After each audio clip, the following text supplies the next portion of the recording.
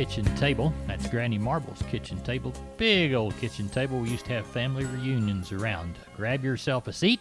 Hop Sing's going to feed us chicken fried steak, jalapeno gravy, plenty of Nanny's East rolls, and a cold cucumber salad. Remember, there's soda water in the number 2 wash tub. The coffee pot is always on the stove, and we always have a big old crock of iced tea, so enjoy. Let's take a look at ag weather around our region. Most everybody within this portion of the state is going to be under a heat advisory for the next several days. Let's pick San Antonio because it's smack dab in the middle of everything. 103 the high today, 78 the low. Saturday 103 and 77. Sunday 102 and 78. A few scattered clouds on Monday the 31st, 101 and 80. And on Tuesday 101 and 76 with a 40% chance of moisture. Thunderstorms could hang around overnight into Wednesday the 2nd. 97 the cooler high. 73 the low Thursday morning, and both days a 40% chance of moisture. Neighbor, that middle portion of our region might get 13 or 14 points, maybe as much as a quarter of an inch during that time period, so we can pray for a little rain. Neighbor, let's take a look at the commodities of ag interest, remembering that we have 14 affiliate stations and a live stream program to put together. So if they're not just right up to date, if you happen to be looking at them, it's because of the time delay or time lag. Let's begin with the grains and oilseeds. December corn down 355.5. November soybeans up 4, 946 even money. December Kansas City hard red winter wheat down 1 3/4 at 470.5. December number 2 cotton down 44 at 64.93. October live cattle down 107, 105.07. October feeder cattle down 82.5, 140.32. October lean hogs down 222 at 53.50. And our September U.S. dollar index is down 621 points at 92.37. And your October West Texas intermediate crude contract is setting at 42.95, and neighbor, it's down 9. They're your commodities of ag interest. Neighbor, while I work on some livestock market operator reports for you, y'all visit with the good folks from the Texas Farm Bureau Radio News Desk in this program, Focus on Ag. A request for Hurricane Hannah relief. I'm Kerry Martin with Focus on Agriculture on the Texas Farm Bureau Radio Network. 35 agriculture organizations are banding together to get more financial help for farmers and ranchers in South Texas hit by Hurricane Hannah. The groups sent a letter to U.S. Agriculture Secretary Sonny Perdue and the entire Texas congressional delegation. That letter is asking for an extension of the USDA WHIP Plus program to help farmers and agribusinesses that incurred losses from Hannah.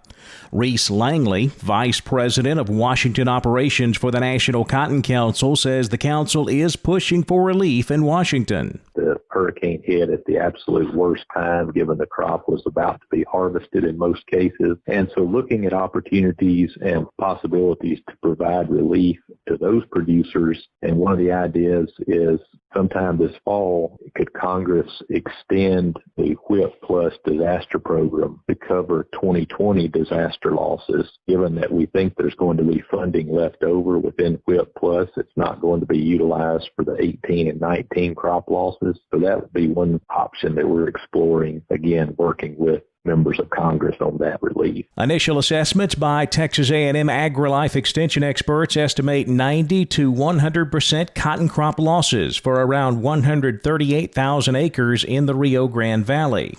The groups also specifically asked lawmakers to include future year losses for multi-year crops such as citrus and sugarcane under any WHIP Plus extensions. The organizations have also asked for assistance for cotton ginners, sugarcane mills, and other related businesses impacted by the loss of area crops. Continuing on our audio tour of Pioneer product development, today I'm at the Napoleon Soybean Research Center in Northwest Ohio. There are 4 large structures, and of course the field around it. I'm in the field now, under an umbrella. I don't mind getting wet, but we've got recording equipment to worry about. Weather, soil conditions, diseases, pests, every location is different. Which is exactly why Pioneer built this center and almost 50 like it all over the country. In fact, Pioneer has the most extensive soybean breeding and testing program in the industry. This allows Pioneer to develop varieties for just about every local condition. The Soybean Research Center in Napoleon. Another place that makes Pioneer, Pioneer. You'll hear more from me later. For now, let your local Pioneer sales representative hear from you. You're listening to Focus on Agriculture. I'm Kerry Martin on the Texas Farm Bureau Radio Network. Neighbor, there's Hop Sing ringing the lunch bell. Chicken fried steak, jalapeno gravy, plenty of Nanny's yeast rolls, cold cucumber salad, a glass of iced tea, cold soda water, coffee pots on the stove if you want to head that direction. But let's head down to Brenham, talk to Doug Bass. He's got a sale today at Cattleman's Brenham. Doug, what was it looking like last night? Good, Mr. Larry. We're tagging right around 600 right now. I'm looking for 12, 13 tomorrow. We've got a dang good set of cows here we're going to sell tomorrow. Some folks from Louisiana sent to us before the storm. If somebody needs some good ranch cows that we've got probably 20 good pairs, probably 35, 40 good palpate. We've got some other cows coming in, so we'll have a pretty good selection of cows tomorrow. Good. So it sounds like you got a great start to a good sale at Cattleman's Brenham. Tell everybody how to get a hold of you, Doug, what time you start and all that. Yes, sir. Y'all can call me on my cell, which is 979-877-4454.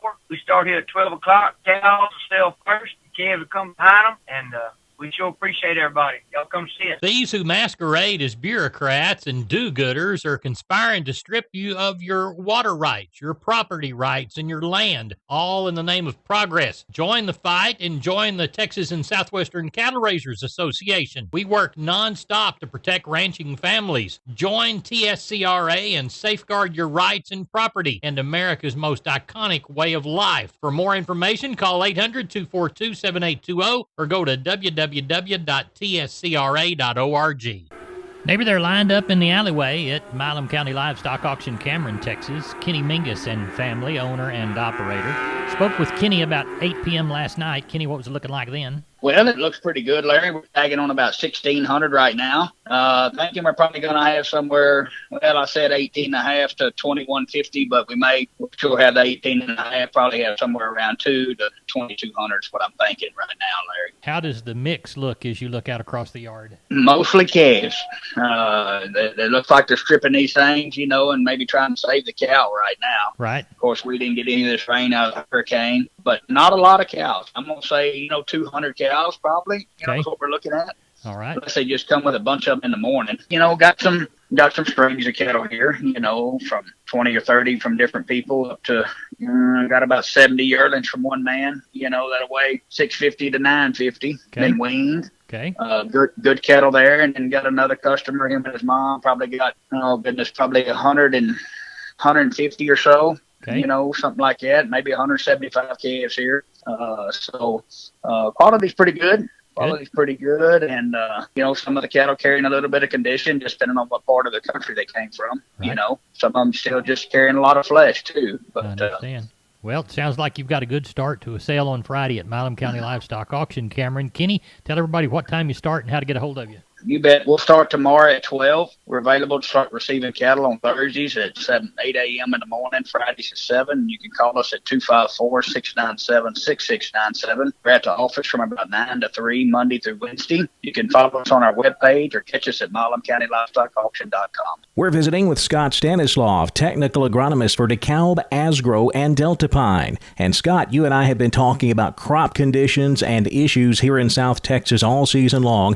And there definitely has not been a lack of things to talk about this year. Oh, no, there has not. It's been a busy year, and we've had some weather events that have hurt some things. We've had some really good crops in some areas. It's been all over the board. Well, Scott, this is our last update, so remind growers where they can go to find more information on DeKalb, Asgrow, and Delta Pine.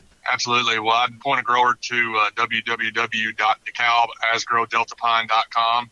There they can find product information, yield information as well as going to YouTube and looking at DeKalb, Asgrow, Delta Pine, East Texas, and Oklahoma. That's our YouTube channel, and hopefully we'll be posting some updates there. And I really just want to thank everybody for their support of the DeKalb, Asgrow, and Delta Pine brands. Scott Stanislav, technical agronomist for DeKalb, Asgrow, and Delta Pine here in South Texas. Neighbor, lots of good livestock market information coming to us today, but livestock have got to eat. And Tom Nicoletti's talking about the things they can eat during the cooler parts of the year.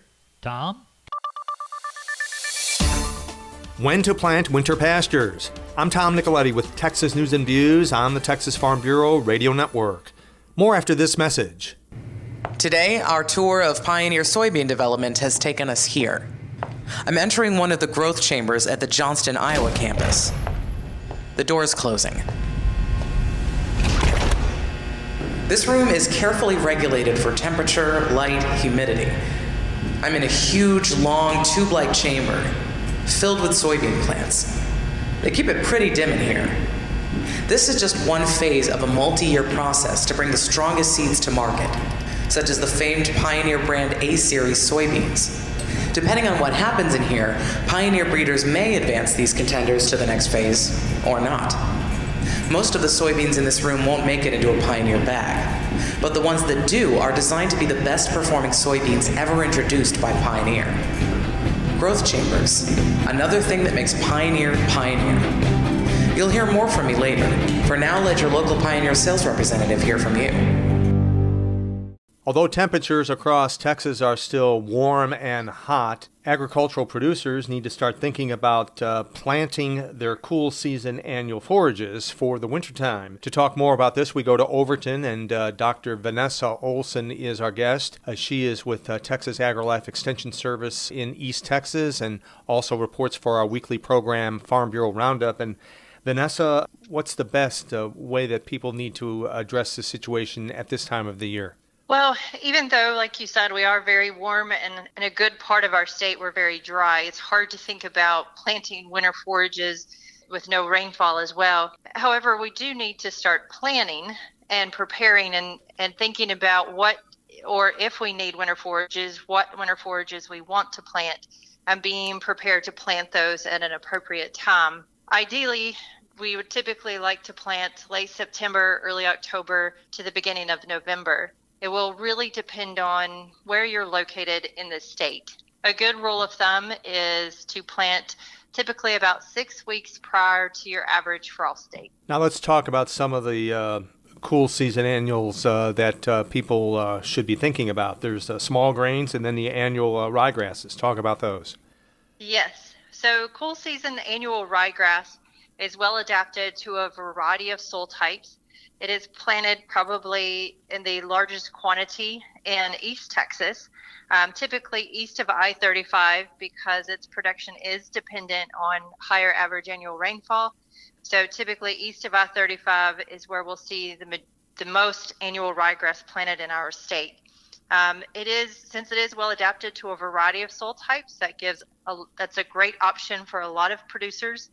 In regards to our small grain rye, oats, and wheat can often be site specific as well as impacted by weather or temperature. Small grain rye of our small grains is adapted to a variety of soil types, so it's an excellent option kind of no matter what your soil type is or where you might be in East and Central Texas. Oats, unfortunately, are not very cold tolerant, so they typically perform better in Central and further south, definitely south of I-20, because they're not very cold tolerant. Wheat is much more cold tolerant than oats, so a lot of our producers north of I-20 will utilize wheat. A lot of them will utilize wheat as a dual purpose crop, meaning they will graze it kind of in the late fall, early winter, and then harvest the grain in the spring. So our producers have a lot of options. It's always best to understand their soil type, whether their location is poorly drained or well drained, as well as put risk of cold tolerance for different species as they select those cool season species that they want to utilize on their property. That again is Dr. Vanessa Olson. She joined us from Overton in East Texas. She's with the Texas AgriLife Extension Service. Texas Farm Bureau Insurance has protected fellow Texans with auto, home, health, and life insurance since 1952. With more than 260,000 square miles of land and 27 million people, that's a lot to cover. Whether you're wrangling cattle or wrangling kids, we're proud to protect Texans in all Texan ways of life.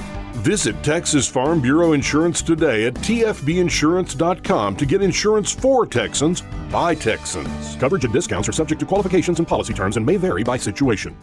This is Texas News and Views. I'm Tom Nicoletti with the Texas Farm Bureau Radio Network. Neighbor, now it's time to send the cowboy crew out. Let's let them ride down and help Josh and Corey Tilkey put together the sale at KCA. That's Karn City Auction, little auction up on the hill. That'll happen tomorrow, Saturday. Josh, how did last Saturday go? Last Saturday morning, we sold them very high, Larry. We had 520 cattle and right at 100 sheep and goats. Let's walk the pins. A good steers 2 to 3 weight 160 to 185, 3 to 4s 155 to 175, 4 to 5 weight men 145 to 172, 5 to 6s 135 to 155, 6 to 7s a buck and a quarter to 142. Heifer mates 2 to 3 135 to 165, 3 to 4s 130 to 150. 4 to 5 weight gals 126 to 145, 5 to 6s $1.25 to 135, 6 to 7s $1.15 to 130. Older bull yearlings $8 to 125, big heifer yearlings $90 to $1.10. Bred cows $8.50 to $11.25. Big heifer pairs $8.50 to $1,200. Packer cows, number 1 grade, 56 to 68. Number 2's 43 to 52, and the bulls 74 to 81. May have been a little lighter shift on the smaller cattle. Everything 5 1/4 and up is selling real good. Some of those lighter calves are getting a little young. We're getting more of them due to the dry weather, so they're getting more pickings, and those have been hit or miss. We're expecting every bit of 500 this week that we've missed the rain. We've got several groups of Charolais yearlings in already, and as well as 20 or 30 Packer cows. Good deal. Tell everybody how to contact you. If you can use any of our services, 830-623-2855, or at the auction barn, 830-780-3382. We will not have a sale next Saturday, September the 5th. Josh, we appreciate you. Thank you so much. Thank you. Have a good night, Larry. Where has Pioneer Corn Product Development taken me today? Welcome to the local research center in Mankato, Minnesota. I'm in the main building because it's hot and sticky outside, really humid. And I'm looking out the window at a field planted with Pioneer's most advanced corn trait technology, Pioneer brand Chrome products. The breeders here are excited because Chrome technology works across more Pioneer germplasm than previous triple stack products. So at the same time you're getting strong pest protection, you're unlocking more yield potential. I see a couple of Pioneer scientists out in the fields now.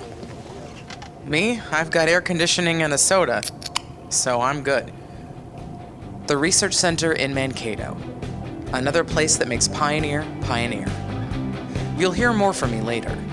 For now, let your local Pioneer sales representative hear from you. Neighbor, speaking of Saturday sales, we've got a opportunity to get some cattle bought tomorrow at Lexington. Get a good barbecue meal also. That's Lexington Livestock Commission Company.